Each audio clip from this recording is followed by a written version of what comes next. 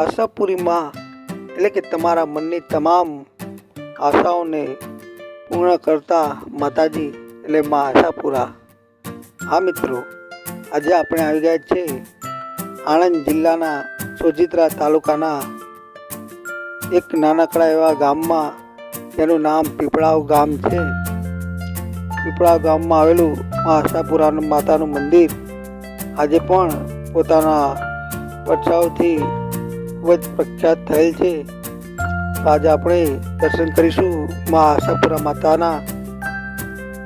તો મિત્રો, માં આશાપુરા માતાનો હું તમને ઇતિહાસ જણાવું તો જ્યારે પાંડવો પોતાના જીવનમાં 14 વર્ષના વનવાસ માટે નીકળે છે, ત્યારે તેઓ 13 વર્ષનો વનવાસ પૂર્ણ કરે છે. અને 1 વર્ષનો વનવાસ એટલે અજ્ઞાતવાસ કહેવાય, જેને અજ્ઞાતવાસ એટલે ગુપ્ત રહેવું. 1 વર્ષ સુધી તેમને ગુપ્ત રહેવાનું હોય કે જેથી તેમને કોઈ ઓળખી ના જાય, કોઈ જાણી ના જાય એ રીતે. તો તેઓ આ 1 વર્ષ સારી રીતે પૂર્ણ થાય તે માટે માતાજીને પ્રાર્થના કરી અને માં આશાનું અહીંયા મંદિર બનાવી મૂર્તિની સ્થાપના કરે છે અને તેમનો અજ્ઞાતવાસની શરૂઆત કરે છે. અને 1 વર્ષ પૂર્ણ થતા બાદ જ્યારે તેઓનો અજ્ઞાતવાસ પૂર્ણ થાય છે, ત્યારે તેઓ માં પુરી માતાનો મૂર્તિની સ્થાપના કરે છે અને પરિણામ પડે છે માં આશાપુરી. એટલે અહીંયા 2 મૂર્તિનું સ્થાપન કરેલું છે. આપણે દર્શન કરીશું. એમાં એક મૂર્તિ નાની અને એક મૂર્તિ થોડી મોટી છે. 2 મૂર્તિ એટલા માટે કે અહીંયા મોટી મૂર્તિ માં આશાની છે અને નાની મૂર્તિ પુરી માતાની છે. તો ચાલો મિત્રો, આજે હું તમને દર્શન કરાવું માં આશાપુરી માતાના. આપણે મંદિરના પ્રવેશ દ્વારમાં આવી ગયા છે. જય માતાજી. હવે હું તમને દર્શન કરાવું. હવે સર્વપ્રથમ આપણે ગણપતિ દાદાના દર્શન કરી રહ્યા છીએ અને એની એક્ઝેક્ટ સામે પંચમુખી મહાદેવનું મંદિર છે. આ આપણે આશાપુરા મંદિરની અંદર પ્રવેશ કરી રહ્યા છે. તમે જોઈ શકો છો અહીંયા સ્થિનું સ્થાપન કરેલ છે અને આજે રવિવાર હોવાથી અહીંયા ભીડ પણ ઘણી છે. રવિવાર છે, ચોમાસાની સિઝન ચાલે છે, વરસાદી ભર્યું વાતાવરણ છે અને આપણે આયા ટાઈમ પણ સંધ્યાકાળ થઈ રહ્યો છે. લાગે છે મંદિરમાં આરતીની પણ તૈયારીઓ થઈ રહી છે. હા,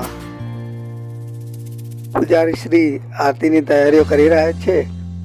અહીંયા માય ભક્તો પણ ખૂબ જ મોટી સંખ્યામાં ઉપસ્થિત છે. હવે તો આપણા આરતીનો પણ આપણે લાભ મળી જશે. તમે જોઈ શકો છો આ મોટી મૂર્તિ માં આશા માતાની છે અને એની એક્ઝેક્ટ બાજુમાં આ નાની મૂર્તિ પુરી માતાની છે. તો મિત્રો, હવે આપણે આરતીનો લાભ લઈશું અને સાથે તમને બતાવું કે અહીંયા માય ભક્તો પણ ખૂબ જ મોટી સંખ્યામાં આજે રવિવારના કારણે ઉપસ્થિત છે. માં આશાપુરી માતાનો ઇતિહાસ વર્ષો જૂનો છે. અહીંયા મંદિરની એક્ઝેક્ટ સામે એક નારાયણ સરોવર આવેલું છે. તેમાં અર્જુન અને તેમની સાથે શ્રી કૃષ્ણએ પણ તેની અંદર સ્નાન કરેલ છે. અને મંદિરમાં બેસવાની ખૂબ જ એવી સુવિધા છે જેથી ભક્તો આરતીમાં પણ શાંતિ બેસી માતાજીના દર્શન કરી શકે છે. અહીંયા તમે જોઈ શકો છો ખૂબ જ મોટી સંખ્યામાં માઈ ભક્તો આજે દર્શન કરવા આવ્યા છે. તો હું તમને અહીંયા જણાવું કે અહીંયા દરરોજ સવારે ભોજનની પણ વ્યવસ્થા કરેલ છે. અહીંયા એક માણસ દીઠ 30 રૂપિયાની પાવતી લઈ તમે ભોજન પણ કરી શકો છો. આ ભોજનમાં પણ ખૂબ જ સરસ આયોજન કરેલ છે. આ કુદરતી દ્રશ્ય જેવું વાતાવરણ સર્જાઈ રહ્યું છે. હે માં, અને આ તમે બજારમાં જોઈ શકો છો ખૂબ જ સરસ બધી અવનવી વસ્તુઓ અહીંયા મળી જાય છે તમને.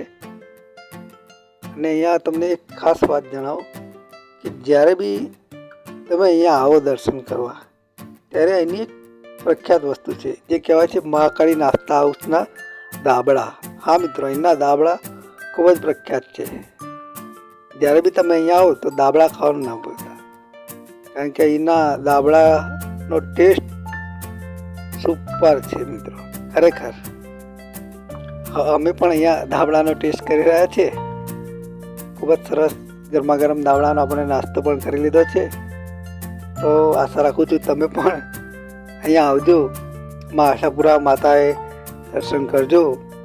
મા આશાપુરા તમારા સૌની મનોકામના પૂર્ણ કરે એ આશા સાથે જય માતાજી.